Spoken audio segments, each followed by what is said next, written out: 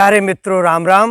मैं आचार्य वेद प्रकाश, संजीवनी naturopathy Ayurvedic centre, Gohana, Sonipat, Haryana.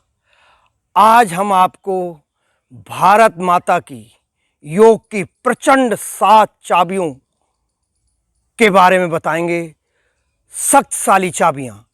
पहली चाबी नेति, दूसरी चाबी नौली, तीसरी चाबी प्राणायाम, चौथी चाबी मेरुदंड के घुमावदार 7 आसन, पांचवी चाबी एनिमा, छठवीं चाबी बजरौली क्रिया, सातवीं चाबी अमरौली क्रिया।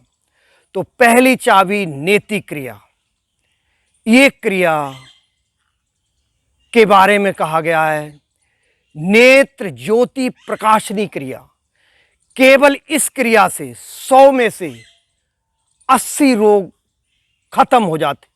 नाक, कान, आंख, जीभ, त्वचा, फेफड़े के रोग, ऊपर का कैंसर तक इस क्रिया से खत्म हो जाता। सर में दर्द,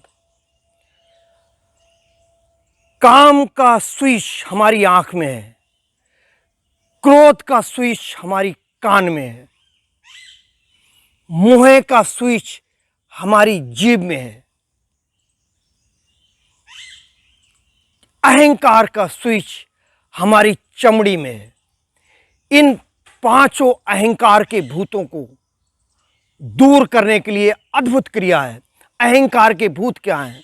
मैं सही हूं, तू गलत। मैं धन संचय करके रहूंगा, तुझे धन संचय नहीं करने दूंगा। मैं तेरे ऊपर हावी रहूंगा, तुझे हावी नहीं होने दूंगा। जब हम नेति क्रिया करते हैं, हमारे मस्तिष्क में कार्बन डाइऑक्साइड फंस जाने से मस्तिष्क के कई कल पुर्जे बंद हो जाते हैं। जैसे ही ये क्रिया करते हैं, हमारे मस्तिष्क के पुर्जे फिर से कार्य करने लगते हैं। जो सिर में ही रुके रहते हैं, बहुत परेशान रहते हैं, दवा से तंग हो जाते हैं, ऐसे लोगों को ये अद्भुत क्रिया है। तो इस क्रिया को करने की विधि आपको बता रहे हैं। आराम से पहले लेट जाते हैं। पहले घृत नेति या बादाम का तेल या शुद्ध सरसों का तेल 5-5 बूंद दोनों नाक के नथुन में डालते हैं। उसके बाद पहले पतली रबड़ नेति का बंद सिरा पे तेल लगाकर कुर्सी पे बैठाल के पहले दाएं नथुने से पाइप को अंदर प्रवेश कराते हैं। कहते हैं गहरा सांस ले, तो श्वास शासक जैसे ही गहरा सांस लेता है, चुम्बक की तरह वो रबड़ नेति गले में चली जाती है। फिर 2 उंगली डाल के, नाखून कटे होना चाहिए, उस पाइप को निकाल के 10 से 20 बार मट्ठे की तरह घुमाते हैं आगे पीछे, जिससे सारा कचरा निकलना शुरू हो जाता है। फिर यही क्रिया दूसरे नथुने से करते हैं। रबड़ नेति के करने के बाद सूत्र नेति करना सरल हो जाता है। इससे पहले या बाद में हम जल नेति भी कर सकते हैं, लेकिन एक ही शर्त है। जल नेति में गुनगुना पानी, आधा चम्मच नमक पहले अच्छी तरह घोल के शीशे के आईने में दाएं नथुने से पहले करते हैं आधा लोटा, फिर बाएं नथुने से करते हैं। उसके बाद अच्छी तरह कपाल भाती क्रिया करते हैं। नाक से सांस को बाहर फेंकते हैं। एक बार देख लें, फिर दाईं तरफ, फिर बाईं तरफ, फिर ऊपर, फिर बदल बदल के एक एक बूंद नाक से पानी निकल जाना बहुत जरूरी है। इस क्रिया को हमने 40 से 50 देश के लोग इस संजीवनी क्रिया कर चुके हैं। सफल प्रयोग, बहुत अद्भुत परिणाम मिले हैं। जर्मन, कनाडा, ऑस्ट्रेलिया, इंग्लैंड के कई लोग अपने हॉस्पिटलों में, एलोपैथी के हॉस्पिटल में ये प्रयोग करा रहे हैं। मुझे सौभाग्य मिला थाईलैंड में बैंकॉक में अपने सदगुरु जो मेरे योग के गुरु हैं महर्षि देवमूर्ति जी, उनके साथ जाने का। देखा सभी के साइनस बड़े हुए, 3 बार ऑपरेशन करने के बाद वो ठीक नहीं हुए। केवल रवण नेति और सूत्र नेति के बाद हमेशा के लिए जड़ से खत्म हो गई वो बीमारी, अस्थमा की बीमारी खत्म हो गई। तो आप एक बार करके देखें और उसका परिणाम आपको तुरंत पहले ही दिन से मिलेगा। लेकिन जो बहुत बुजुर्ग लोग हैं जो रवण नेति या सूत्र नेति नहीं कर सकते, वो आज ही लेटे लेटे ड्रॉफर से नाक में 5-5 बूंद शुद्ध सरसों का तेल या गाय का घी गुनगुना करके या बादाम का तेल नाक में डालें और डीप ब्रीथ करें। पूरा नाक का कचरा निकलना शुरू हो जाएगा और उन्हें पहली बार सांस लेना शुरू होगी। क्योंकि जब हम सांस लेते हैं तो अकेली सांस नहीं लेते, एक विद्युत ऊर्जा पैदा होती है हमारे शरीर में। हम अपने को दीनहीन कमजोर समझते हैं, नहीं, इस शरीर में कितनी शक्ति है इसको आपको एहसास हम करा सकते हैं। जैसे ही आप ये क्रिया करते हैं 24 घंटे में हमारा पूरा शरीर 450 टन शक्ति रोज एकत्र करता है। 70 लाख कोशिकाएं ब्रेन की सक्रिय होती हैं, व्यायाम करती हैं। इसके ना करने से वो मूर्छित पड़ी रहती, ऊर्जा सड़ती रहती और गैस प्रॉब्लम होती रहती। तो जैसे ही हमारी नाक खुली, ऑक्सीजन के साथ विद्युत गई और हमारी शरीर के सारे रोम कूपों में प्राणवायु भर जाती। तो नम्र निवेदन है, सबसे अच्छा है खाली पेट सुबह को इस क्रिया को करें। आपका बहुत मंगल होगा, बहुत कल्याण होगा।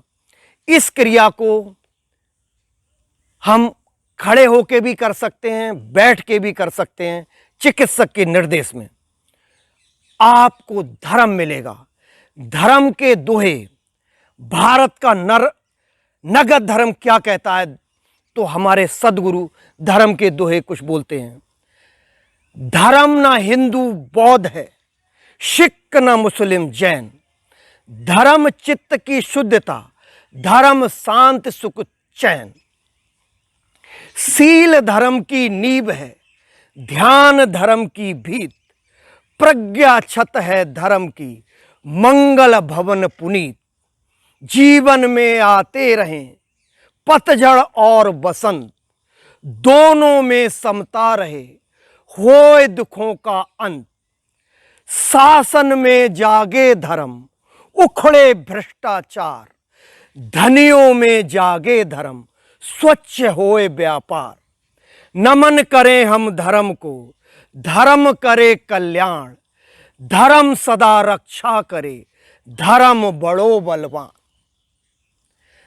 नगद धर्म भारत का तब आएगा जब हम योग की क्रियाएं करें और मादक पदार्थों से दूर रहें। आज अच्छे घरानों के बच्चे कुसंग में जाने के कारण भटक चुके हैं। कई ऐसे भोजन ग्रहण कर रहे हैं जिनसे उनका शारीरिक स्वास्थ्य गड़बड़ा गया है। जैसे ही प्रकृति के शरण आते हैं, योग और नेचुरोपैथी में जाते हैं, आपका भोजन सुधरता, आपके विचार बदलने लगते हैं। क्योंकि विचार बिना बदले नशा मुक्ति नहीं हो सकती, हम ठीक ही नहीं हो सकते। तो जितनी भी मादक पदार्थ की आदतें आपको लग गई हैं, केवल एक रवण नेति, जल नेति क्रिया आपकी इन आदतों को छुड़ा देगी। क्योंकि जब आनंद भीतर से आने लगा तो आप देखेंगे कि आपकी नशा अभक्ष भोजन से मुक्ति मिल जाएगी। जो हम पिज़्ज़ा, हॉट डॉग, बर्गर, इससे खाने से हमारा वजन बढ़ रहा है। जो अच्छे बच्चे हैं, ठीक होना चाहते हैं, उनको रास्ता नहीं मिल रहा है। ऐसे व्यक्तियों से निवेदन है, बच्चों से विशेषकर, किसी भी हमारी संजीवनी नेचुरोपैथी सेंटर पे आएं। आप बिल्कुल अपने विकारों से मुक्त होंगे और आप स्वस्थ होंगे। यही है नगद धर्म। नगद धर्म भारत का गंगा मैया है। अगर गंगा मैया शुद्ध हुई तो पूरा भारत मंगलमय दिशा में चला जाएगा। अरबों खरबों की संपत्ति हमारी गंगा मां देती है। गंगा के किनारे जब देखा गया, जो फल उगते हैं, जो सब्जियां उगती हैं, उनमें ऐसे प्राण तत्व पाए गए वैज्ञानिकों ने, ऐसे रसायन जो दुनिया के किसी टॉनिक में नहीं है। क्योंकि वहां की जो जड़ी बूटियां हैं, जो फल सब्जियां हैं, साग हैं, उससे सारी गरीबी दूर हो सकती है अगर गंगा को शुद्ध कर दिया जाए।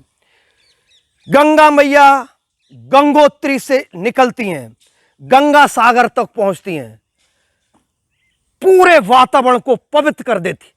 दुनिया के सारे वैज्ञानिक रिसर्च कर रहे थे यहां आके इंडिया में कि भारत में गंगा में क्या ऐसा तत्व है जो कीड़े नहीं पड़ते। हमारी सारी नदियों में कीड़े पड़ते हैं, नहीं पहचान सके। लेकिन हमारे परमहंस योगियों ने, तपस्वियों ने, मुनियों ने तपस्या की और देखा गंगा मैया में इसलिए कीटाणु नहीं पड़ते।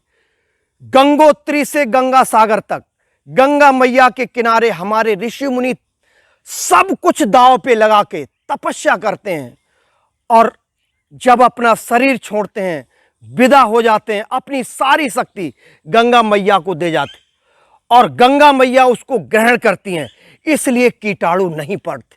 ये तप गंगा मैया का वरदान है।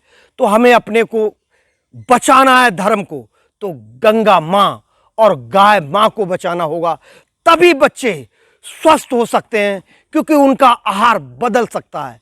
और ये नेति क्रिया और जितनी भी योग की क्रियाएं, तभी योग बचेगा जब हम गंगा मैया को बचाएं।